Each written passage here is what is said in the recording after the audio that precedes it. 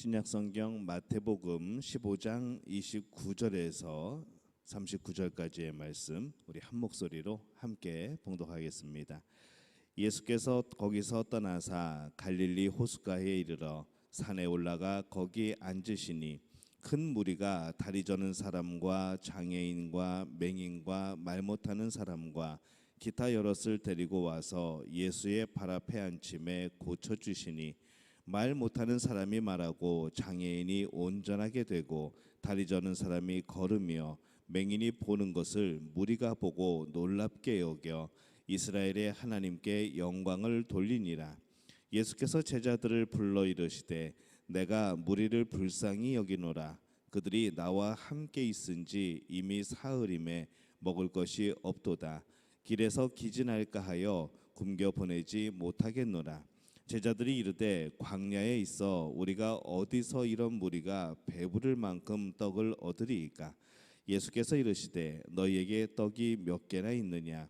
이르되 7개와 작은 생선 2마리가 있나이다 하거늘 예수께서 무리에게 명하사 땅에 앉게 하시고 떡 7개와 그 생선을 가지사 축사하시고 떼어 제자들에게 주시니 제자들이 무리에게 주매 다 배불리 먹고 남은 조각을 7광주리에 차게 거두었으며 먹은 자는 여자와 어린이 외에 4,000명이었더라.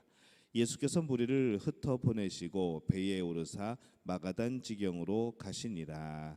아멘.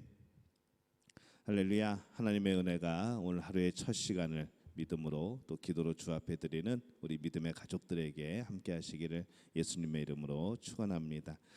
오늘은 예수님께서 이방인 지역인 이 갈릴리 호숫가 남동쪽 이 데가볼리 지역에서 사역을 하신 그런 말씀의 내용이 기록이 되어 있습니다. 예수님은 시돈에서 이 데가볼리 지역으로 아주 먼 거리를 이동을 하십니다.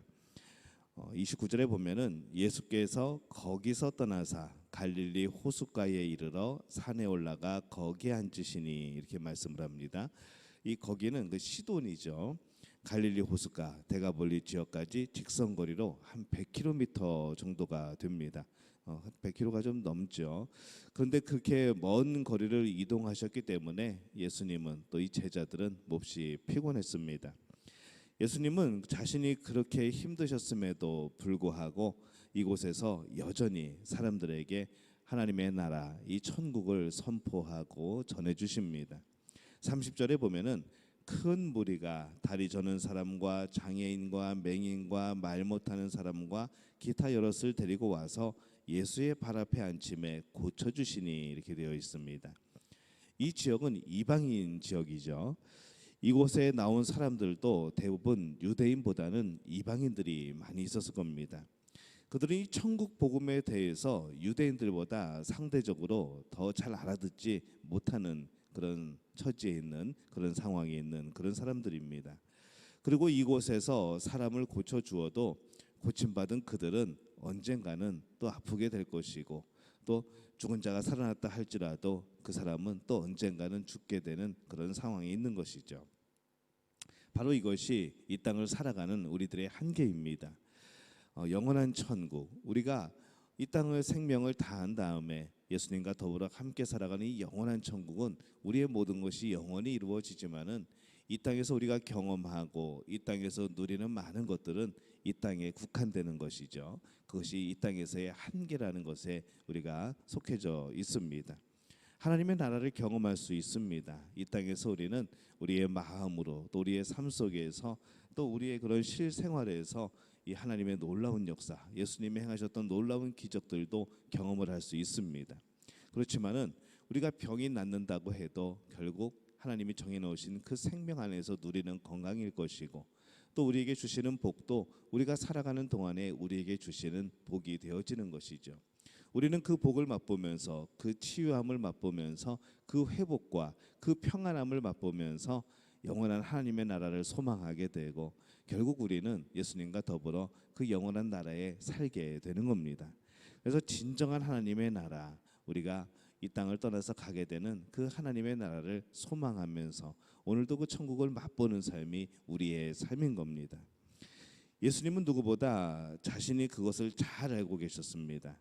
그러나 예수님은 자신 앞에 나온 사람들을 긍휼히 여기시고 고쳐주시고 또 그들에게 이 하나님의 나라 그 말씀을 전하시는 것이죠. 예수님은 이 사람을 사랑하셨습니다. 그들이 비록 이방인이어도 말을 잘 알아듣지 못해도 이 유대적인 배경이 없어도 이 성경에 대한 어떤 그런 지식이 없어도 예수님은 그들을 사랑하십니다. 피곤하고 힘드셨어도 이 모든 사람을 사랑하기에 모든 힘을 쏟으시는 이 예수님의 모습을 우리는 기억하고 또 그 예수님이 우리 또한 사랑하고 계심을 우리가 기억하는 그런 믿음의 가족들이 되어주시기를 예수님의 이름으로 축원합니다. 이 오병이어 사건은 예수님께서 유대인들을 위하여 베푸신 그런 사건이라고 한다면은 이 칠병이어는 이방인들을 위하여서 베푸신 예수님의 놀라운 사건입니다. 예수님은 전에 이 오병이어의 기적으로 사람들을 먹이신 후에 오히려 그로 인하여 더 쫓기는 신세가 되곤 합니다. 그 여파로 지금도 유대의 그런 중심에 있는 것이 아니고 지금 이방인 지역에 예수님이 피해 계신 것이죠. 그럼에도 불구하고 이곳에서 또다시 사람들을 위해서 이 칠병이어의 기적을 행하십니다. 7개의 빵 또 2개의 생선을 가지고 4,000명 어린이와 여자들을 빼고 이 4,000명을 먹이신 것이죠. 왜 칠병이어의 기적을 행하셨을까? 우리가 생각해 보면은 이 32절에 예수님이 이렇게 말씀을 합니다. 내가 무리를 긍휼히 여기노라. 그들이 나와 함께 있은지 이미 사흘임에 먹을 것이 없도다. 길에서 기진할까 하여 굶겨 보내지 못하겠노라. 이렇게 말씀을 합니다. 이 예수님의 마음이 그대로 담겨 있는 말씀이죠. 예수님은 자신이 오병이어 때문에 큰 곤욕을 당하시고도 그렇게 또 실망을 하시고도 이렇게 작은 필요를 위해서 또다시 위험을 무릅쓰고 계신 그 모습을 우리는 보는 겁니다. 단순히 그들의 한 끼 식사를 위한 것이죠. 그들의 한 끼 식사를 위해서 예수님은 자신의 모든 것을 주시고 계시는 그런 모습을 오늘 우리가 발견을 합니다. 예수님의 사랑이 그렇습니다. 사람의 한 끼 식사라고 소홀하게 가벼이 여기시는 분이 아니시죠. 그리고 언제나 이 사람들의 편에 서서 그들의 배를 채워주시기를 원하시는 분이 또 예수님입니다. 그래서 이 기도를 가르쳐 주실 때도 오늘날 우리에게 일용할 양식을 주시고라고 그렇게 기도하라고 가르쳐 주십니다. 오늘 우리에게죠. 나에게 배부른 양식을 달라는 것이 아니라 우리에게, 그것도 넘치는 것이 아니라 그때그때 주어지시는 하나님의 은혜, 일용할 양식을 주시고 그렇게 예수님이 기도를 가르쳐 주십니다. 오늘날도 이 마찬가지입니다. 하나님은 사람의 작은 필요에 대해서 굉장히 민감하신 분입니다. 물론 하나님의 역사, 하나님이 그리고 계시는 큰 구원의 그런 그림 속에 사실 이 식량의 문제, 우리 먹는 것에 대한 문제는 사람의 작은 필요는 사실 그냥 지나칠 수도 있는 바로 그런 내용이기도 하지요. 그럼에도 불구하고 이 하나님은 우리 삶의 작은 부분까지도 관심을 가지시고 또 그것을 채워주시기를 원하고 계십니다. 하나님은 전능하신 분이기 때문에 이 사람의 작은 필요에 대해서 무감각하고 관심이 없다고 생각할 수 있지만은 절대 그렇지 않은 것이죠. 하나님의 자녀의 작은 필요, 더 나아가서는 그 백성이 하나님 나라의 백성이 아닌 사람들의 그 필요까지도 섬세히 바라보시고 채우시는 분이 바로 하나님이시라는 겁니다. 이 하나님의 긍휼의 마음인 것이죠. 그래서 이 하나님의 마음으로 사람들을 긍휼히 여기는 것은, 우리가 또 그렇게 긍휼히 여겨주는 것은 참 우리에게 귀한 일이고 필요한 일입니다.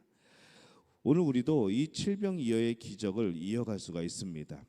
아니 목사님, 저보러 기적을 일으키시라고 하시는 겁니까? 라고 물을 수도 있겠죠. 그런데 우리가 그런 기적뿐만 아니라 우리의 작은 사랑으로 누군가의 한 끼 식사를 채워줄 수 있다면 그것이 칠병이어가 아니고 무엇이겠습니까? 자신이 지치고 힘드셨어도 이 사람을 향한 그 사랑을 멈추지 않으셨던 오늘 예수님의 모습을 우리는 보는 겁니다. 사람의 한 끼 식사를 위해서도 자신의 모든 것을 주시는 예수님의 모습을 오늘 보면서 우리는 그분의 백성이고 또 그분의 마음을 따라 살아가는 사람들이기 때문에 오늘 우리도 우리의 사랑을 멈추지 말고 때로는 이웃의 한 끼 식사를 위하여서, 때로는 이웃의 작은 필요를 위하여서 우리가 헌신하고 섬기는 그런 섬김이 필요하리라 생각이 듭니다. 오늘 우리 시대에 칠병의 이어의 기적을 이루실 분은 바로 우리들인 것이죠. 예수님이 그 우리의 손길 가운데 놀랍게 역사하실 줄로 믿습니다. 여러분들이 베풀게 될 때에 하나님이 채워주실 줄로 믿습니다.